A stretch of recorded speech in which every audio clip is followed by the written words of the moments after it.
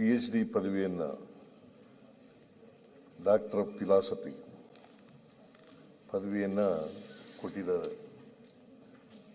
ಅವರು ಶಾಸಕರಾಗಿ ಇದ್ಕೊಂಡು PhD ಪದವಿಯನ್ನು ಪಡ್ಕೊಂಡಿರ್ತಕ್ಕಂಥದ್ದು ಅವರ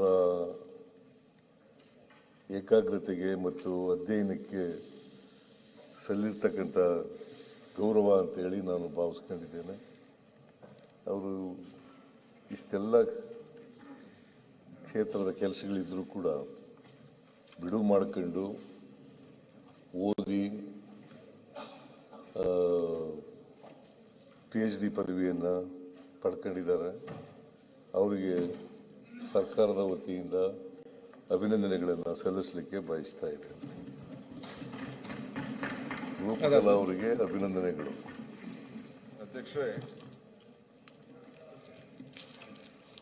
ನಮ್ಮ ಶಾಸಕರಾದಂಥ ರೂಪಕಲಾ ಅವರು ನಮಗೆಲ್ಲ ಸ್ಫೂರ್ತಿಯಾಗಿ ಒಂದು ಸಂದೇಶವನ್ನ ನೀವೆಲ್ಲರೂ ಕೊಡಿಸಿದ್ದೀರಿ. ಈಗ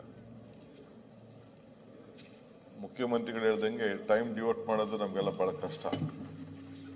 ನನಗೆ ನೆನಪು, ನೀವು ಮೈಸೂರು ಯೂನಿವರ್ಸಿಟಿಲಿ ಡಿಗ್ರಿ ಮಾಡಲಿಕ್ಕೆ ಪ್ರಯತ್ನ ಮಾಡಿದೆ. ನಾನು ಬರೆದಾಗ ನಾನು 2007-8 ನಾನು ಗ್ರಾಜ್ಯುಯೇಟ್ ಆದವನು ಮೈಸೂರು ಓಪನ್ ಯೂನಿವರ್ಸಿಟಿ. ಒಳ್ಳೆ ಹೆಸರಿತ್ತು. ಮಧ್ಯ ಸ್ವಲ್ಪ ಏನೋ ಡಿಸ್ಟರ್ಬೆನ್ಸ್ ಆಯಿತು. ಈಗ I think it is under ಸ್ವಲ್ಪ ಕಂಟ್ರೋಲ್ ಅಂತ ಕಾಣ್ತದೆ. ಈ ಫ್ರಾಂಚೈಸ್ ಕೊಟ್ಬಿಟ್ಟೆಲ್ಲ ಮಾಡಿದ್ರು. ಬಟ್ ಅವರ ರೂಪಕಲಾ ಅವ್ರ ಸಬ್ಜೆಕ್ಟ್ ಇದೆಯಲ್ಲ, ಬಹಳ ಇಂಟ್ರೆಸ್ಟಿಂಗ್ ಸಬ್ಜೆಕ್ಟ್ ಅದು.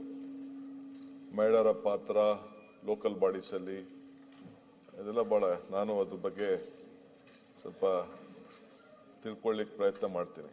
ಬಟ್ ಏನಪ್ಪ ಅಂದರೆ, ನಮ್ಮೆಲ್ಲ MLAs ಕೂಡ ಅವಕಾಶ ಇದ್ದಾಗ ಸುಮ್ಮನೆ ಯಾರೋ ಒಂದು ಡಾಕ್ಟರೇಟ್ಗಳನ್ನ ಎಲ್ಲೆಲ್ಲೋ ಯೂನಿವರ್ಸಿಟಿಗಳು ಕೊಟ್ಬಿಡ್ತಾರೆ.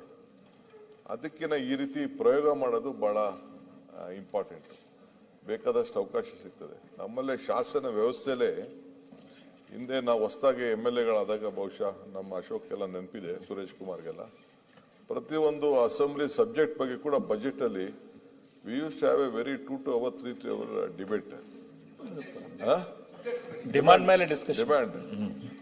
ಇವರು ನಮ್ಮ ಬೈರೇಗೌಡರು ಅಗ್ರಿಕಲ್ಚರ್ ಮೇಲೆ 8 ಗಂಟೆ ರಿಪ್ಲೈ ಮಾಡಿದ್ರು. ಅವರು 8 ಗಂಟೆ ರಿಪ್ಲೈಡ್ ಅಂತವೆಲ್ಲ ಇದೆ.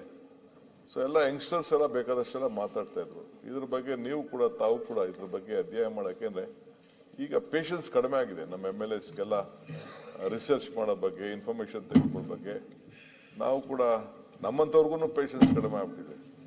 ಸೊ ಅದರಿಂದ ಇದ್ರ ಬಗ್ಗೆ ಹೆಚ್ಚಿಗೆ ಅಧ್ಯಯನ ಮಾಡಲಿಕ್ಕೆ, ಇದಕ್ಕೇನಾದ್ರು ಒಂದು ಇನ್ಫಾರ್ಮೇಶನ್ ಅಂತೂ ಈಗ ಮೊದಲಕ್ಕಿಂತ ಜಾಸ್ತಿ ಸಿಗ್ತಾ ಇದೆ.